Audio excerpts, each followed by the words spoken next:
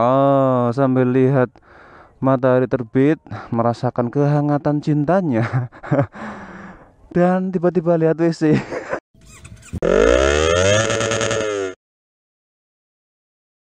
Oh, hai, ketemu lagi di Rider Senja. Maaf ya, salah membukanya agak sedikit aneh. Oke, selamat datang buat semua pelanggan baru, buat semua pelanggan lama. Saya ucapkan terima kasih. Terima kasih banyak sudah menemani Rider Senja. Hari ini saya observasi pagi, tapi kali ini, aduh, ini habis hujan. Habis hujan, jalannya kayak gini. Baru dicuci lagi motornya. Ini juga ada.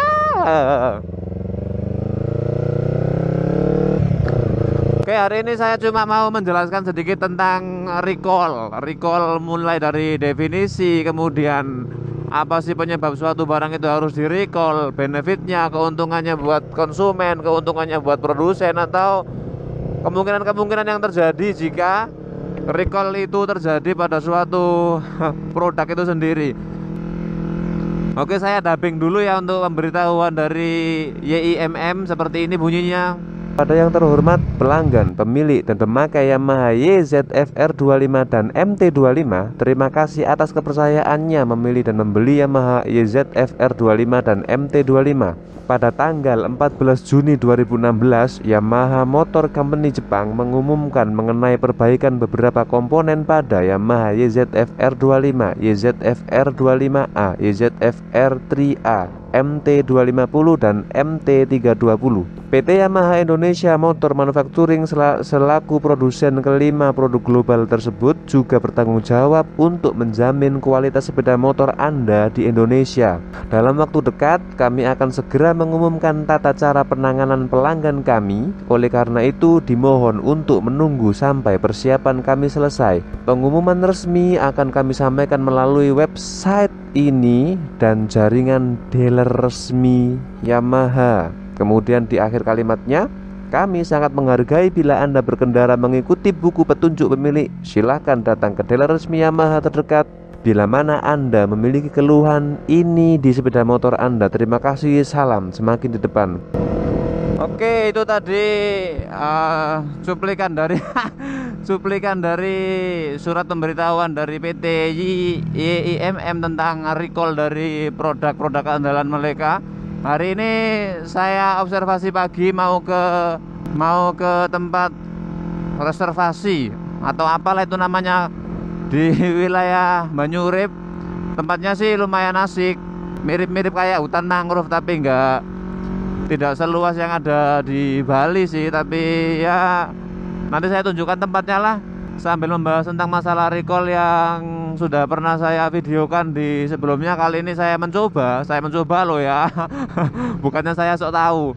Saya mencoba untuk membahas recall lebih dalam. Oke, sign ke kiri. Oke. Maaf Mas Bro. Tempatnya nggak jauh kok dari pelakat itu, nanti belok ke kanan, kemudian nanti sampai di tempat konservasi. Ya saya mau bilang konservasi aja kok sulitnya minta ampun. Konservasi mangrove. Biasanya sih kalau sore itu rame buat ngabuburit, tapi saya datangnya hari ini pagi saja. Hari ini datangnya pagi biar bisa lewat jalan setapaknya. Kalau jalan sore, awas deh. Kalau jalan sore sih biasanya jalan setapaknya terlalu ramai jadi nggak bisa lewat. Paling cuma bisa nyanggong. Nyanggong itu berdiri di pojokan. Ibunya goreng kopi bos.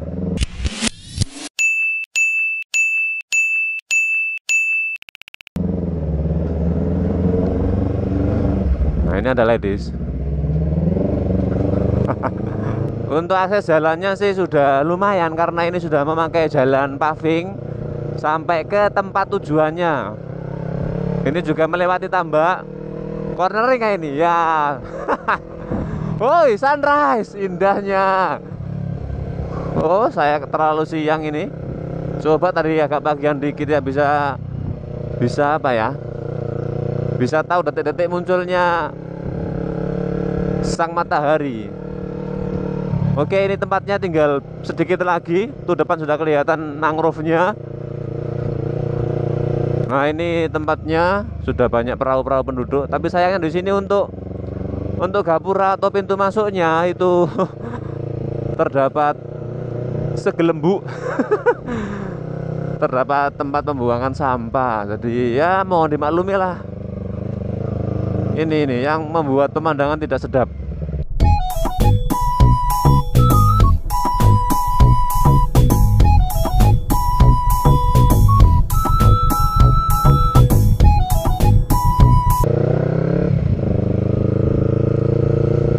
Kalau yang ini sih sampahnya dari bekas kerang, masih enak dilihat.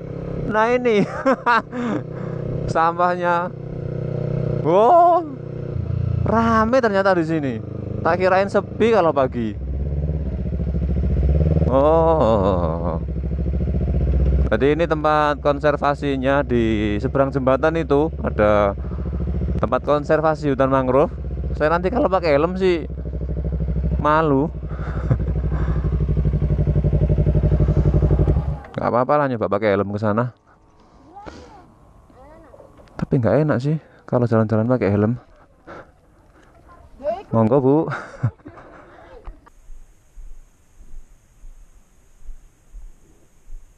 Nah ini tempatnya. Kalau yang jalan setapaknya ada di sana. Kalau ini sungainya mengarah ke laut.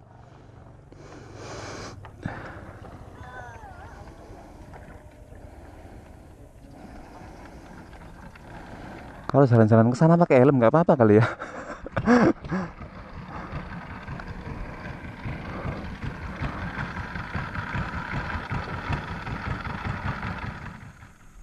Ini penduduk yang mau berangkat ke laut mencari ikan. Hura, deselnya segede gede amat Pak, deselnya.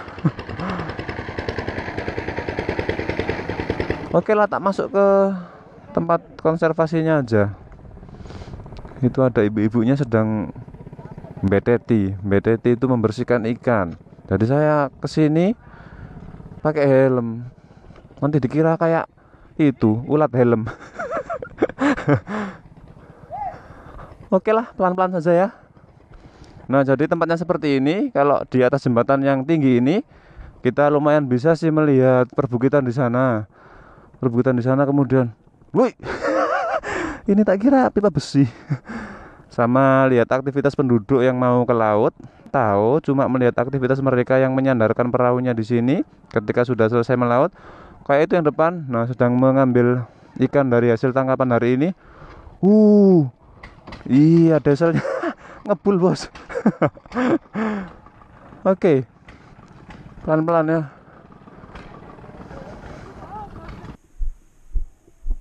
Dan juga pengap sih kalau pakai helm sambil jalan gini.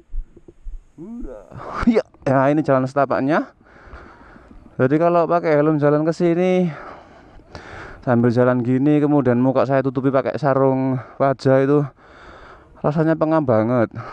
Tapi ya nggak apa-apa lah, sambil mengenalkan tempat-tempat eksotis di wilayah saya. Bagi saya Mbak Amit. Nah, kalau di sini tak kira pagi nggak rame, tapi pagi rame juga. Apalagi kalau sore ya. Nah. Tapi nggak enaknya sih kalau kesini pakai helm gini kayak orang aneh. Asem. Nggak apa-apa lah.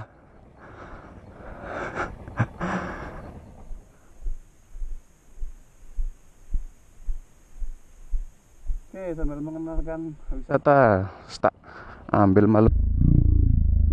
Apa-apalah.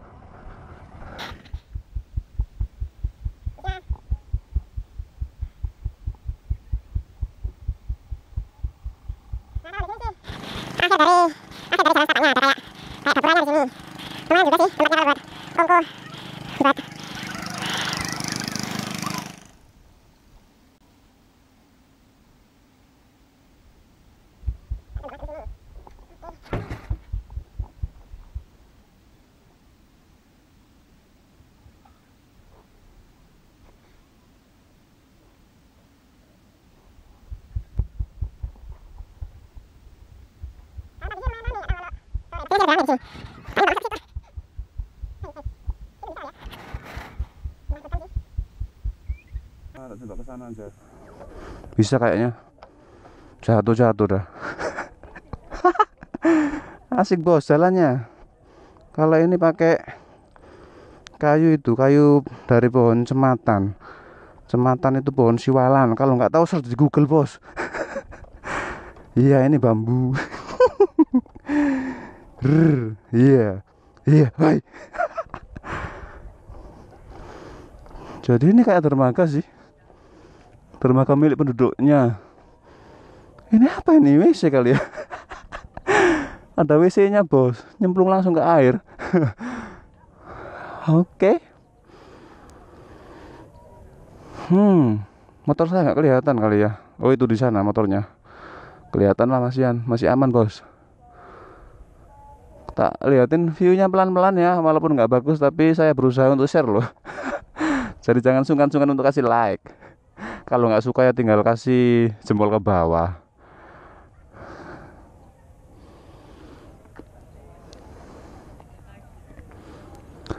Oke. View-nya lagi pelan-pelan. Seret.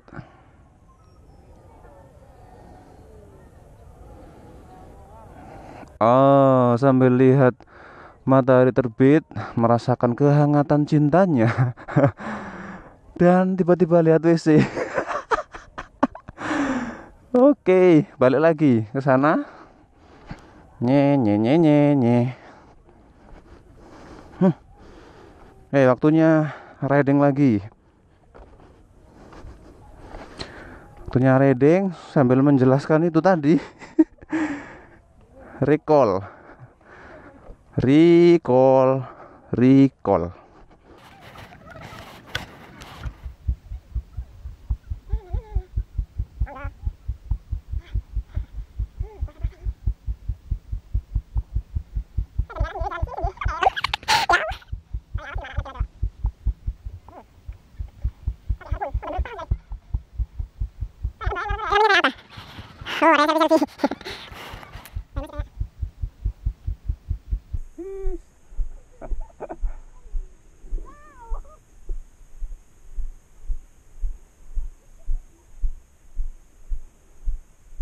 Kalau itu sih bekas perangkap kerang kayaknya.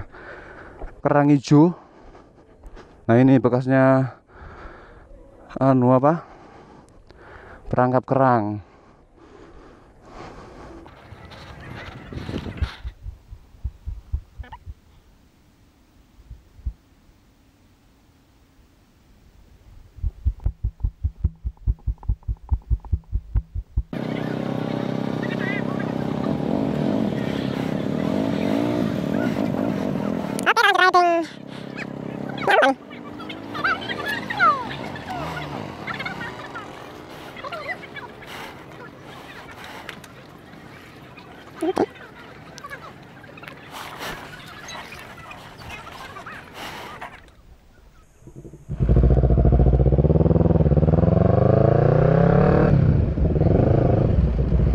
Oh, makin siang ternyata makin ramai.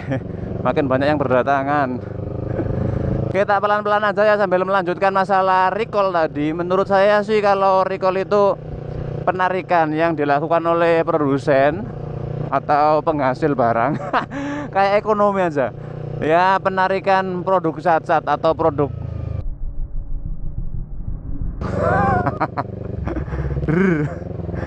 penarikan ini nggak konsentrasi bos. Penarikan roda karena mungkin ada sesuatu kejanggalan atau malfungsi, sehingga keberadaan suatu produk itu jika tidak ditarik itu akan membahayakan bagi penggunanya. Jadi menurut saya sih recall itu kebijakan yang dilakukan oleh produsen atau penghasil barang untuk menarik barang yang telah dijualnya ke konsumen atau barang yang sudah sampai ke tangan konsumen untuk ditarik kembali, mungkin bisa diganti dengan unit yang baru atau hanya untuk sekedar diperbaiki saja. Wih, jembatan bambu, jembatan cinta. Iya. Nah, kalau ini aktivitas panen udang. Jadi akhirnya konsumen seperti saya ini mendapat sedikit kompensasi, mungkin berupa perbaikan. Karena barang-barang yang saya beli mungkin dianggap kurang sempurna, atau memang ada bagian-bagian tertentu yang memang membahayakan jika terus saya pakai. Walaupun sih sampai saat ini nggak ada kendala berarti sih. Atau recall itu juga bisa merupakan suatu bentuk tanggung jawab yang dilakukan oleh produsen kepada konsumennya. Bentuk penghargaan lah, penghargaan kepada konsumen loyalnya, sehingga konsumen tidak memikir hal yang aneh-aneh, atau mereka tidak merasa untuk ditinggalkan. Nah, saya ulangi lagi sih, jadi kemungkinan produk kalau di recall itu tidak mungkin hanya 1 hari, tidak mungkin 1 minggu, atau mungkin dalam 1 bulan, tapi bisa berlangsung selama tahun, atau bahkan bisa lebih dari 1 tahun, tergantung sih jumlah produk dan penyebab dari recall tersebut. Nah, kalau jumlah produk yang terjual sangat banyak, pasti juga proses perecallannya atau penarikannya juga berlangsung sangat lama. Jadi menurut saya sih, kalau produk yang terjual sudah sangat banyak kemudian di recall balik atau diambil untuk diperbaiki atau mungkin diganti, itu kalau produknya terlalu banyak sih mungkin butuh waktu yang lama, bisa 1 tahun atau 2 tahun mungkin. Dan menurut saya juga sih, kalau untuk upaya recall yang dilakukan oleh produsen ke konsumennya itu mungkin ada beberapa kemungkinan juga sih menurut saya. Kemungkinan yang pertama seperti ini, upaya recall yang dilakukan oleh perusahaan tersebut mungkin sebenarnya merupakan bentuk dari tanggung jawab perusahaan, atau apa ya, atau bentuk tanggung jawab dari produsen terhadap produk yang mereka pasarkan. Karena menurut saya ketika mengeluarkan suatu produk itu kan untuk pengujiannya tidak hanya dilakukan di dalam pabrik saja. Pengujiannya kan tidak hanya dilakukan di dalam pabrik sebelum produk itu mau diedarkan atau dikeluarkan, tetapi juga tetap dimonitoring atau dipantau ketika produk itu sudah disebarkan atau dijual ke masyarakat dan digunakan oleh konsumen. Menurut saya sih seperti itu kemungkinan yang pertama. Jadi bentuk tanggung jawab dari produsen untuk konsumen. Keluhannya tidak hanya ditindaklanjuti sekedarnya terus dijawab iya begini, tetapi ditelusuri dengan cermat, ditelusuri dengan baik kemungkinan penyebab atau asal usulnya. Dengan demikian tidak sampai terjadi korban atau kerugian konsumen yang lebih besar lagi. Jadi itu sih sisi baik juga. Langkah produk recall atau langkah produk recall lebih dipilih oleh perusahaan, lebih dipilih oleh suatu perusahaan atau produsen karena biaya yang dikeluarkan untuk melakukan perecallan produk lebih kecil bila dibandingkan dengan biaya akibat hukum atau denda yang akan diterima bila produknya tidak direcall.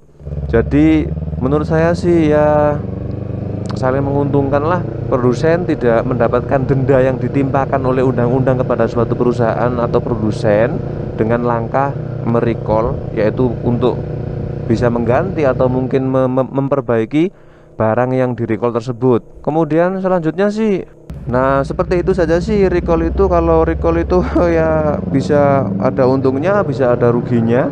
Nah kalau untuk konsumen sendiri, kalau untuk konsumen seperti saya kan termasuk juga pengguna dari produk yang di recall ini. Nah kalau saya sih merasa juga diuntungkan sekali-kali kan.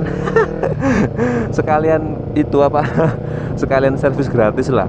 Nah menurut saya sih keuntungannya ada beberapa. Yang pertama, yang kedua, saya juga tidak merasa dirugikan. Artinya kerugian ini dikurangi akibat dari hal yang mungkin ditimbulkan jika produk yang saya pakai ini Yamaha R25 ini jika tidak di recall. Kalau nggak di recall mungkin saya bisa kenapa-kenapa di jalan seperti itu. Jadi akhirnya di recall. Nah di situ akhirnya saya menyadari bahwa saya diamankan atau merasa diberi keamanan oleh perusahaan yang membuat motor ini. Nah kalau kerugian recall sih kayaknya nggak ada. Kalau cuma mungkin kerugian waktu untuk menunggu selesai di recall dan dikembalikan. Kalau yang lainnya sih untuk konsumen yang nggak tahu. Untuk konsumen yang nggak tahu sih akan rugi karena barangnya tidak diperbaiki. Ya alangkah indahnya sih kalau konsumen itu mengetahui bahwa produk yang dikonsumsinya atau produk yang dipakainya itu di recall. Dengan kata lain, produk recall lebih menguntungkan konsumen daripada merugikan loh ya. Dan menurut saya juga sih kalau recall bagi perusahaan juga ada keuntungan dan kelebihannya. Bagi perusahaan yang melakukan recall sih mungkin ada keuntungannya seperti ini. Dapat meningkatkan citra baik bagi konsumen yang sudah memakai produknya, bahwa perusahaan yang membuat membuat motor ini misalnya itu melakukan tanggung jawab sepenuhnya kepada konsumen dengan mengganti atau memperbaiki motor yang dibelinya. Yang kedua pasti menambah kepercayaan konsumen terhadap produsennya. Jadi saya beli motor ini karena di recall, saya diperhatikan, maka saya merasa percaya daripada ada mungkin keluhan daripada mungkin ada keluhan dari motor-motor yang lainnya, kemudian cuma ditanggapi seperti ini, ditanggapi seperti itu, nggak diperhatikan sama sekali, kemudian nggak di recall, padahal keluhannya sudah banyak dan jelas. Nah itu malah nggak enak. Jadi ada keuntungannya juga sih recall bagi perusahaan, yaitu menambah kepercayaan konsumen terhadap produsennya. Tapi recall ini juga bisa menjadi pisau yang terbalik untuk diri sendiri. Karena yang pertama, apalagi kalau kita tinggal di Indonesia, recall itu sangat jarang sekali diadakan dan hampir nggak pernah. Maka itu bisa menjadi mata pisau yang terbalik untuk diri sendiri. Nah, kerugian yang pertama sih menurut saya seperti ini. Kalau yang pertama, kerugian material yang besar. Karena kan produsen harus mengganti part-part yang dianggap malfungsi atau tidak berfungsi dengan baik, diganti dengan baru secara cuma-cuma. Itu kan kerugian material yang sangat besar, apalagi kalau produk yang dibuat itu sudah sangat banyak. Coba bayangkan harus ganti berapa, misalnya part ini 1000 unit harus dibuat, part ini 1 juta unit harus dibuat, gratis pula. Yang kedua, ya mungkin kerugiannya pada kepercayaan juga sih tapi ini di kayak di bursa saham lah, yang mengakibatkan mungkin menurunnya nilai suatu perusahaan. Waduh, kayak ngerti saham aja. Yang ketiga yang terakhir ini, sering kali kalau recall produk itu dijadikan senjata. Nah ini yang saya bilang tadi ya, itu bisa dijadikan senjata oleh produsen lain atau kompetitor untuk menjatuhkan citra perusahaan yang recall produknya. Apalagi di Indonesia, saya bilang di Indonesia tadi, kalau produk yang di recall itu masih terbilang aib bagi sebagian masyarakat Indonesia. Kalau di luar negeri sih untuk proses recall sepertinya sih biasa, kayak di Amerika Serikat. Bahkan kalau nggak salah itu Kawasaki Ninja dulu juga pernah di recall gara-garanya, yang saya baca di blog itu juga speedometernya berembun. Honda Vario juga dulu pernah, bahkan untuk Ducati Panigale, kelas Ducati Panigale itu sampai di recall 6 kali. So jadi apakah suatu produk yang di recall itu buruk? Saya rasa sih enggak. Nah demikian sih untuk sekelumit penjelasan saya mengenai recall, kelemahan recall, keuntungan recall, kemungkinan recall dan lain-lain. Semoga apa yang saya ucapkan bermanfaat. Semoga juga apa yang saya ucapkan tidak keliru. Terima kasih telah menyaksikan Rider Senja. Jangan lupa like, share, komentar, serta subscribe. Dan sampai jumpa lagi. Dadah.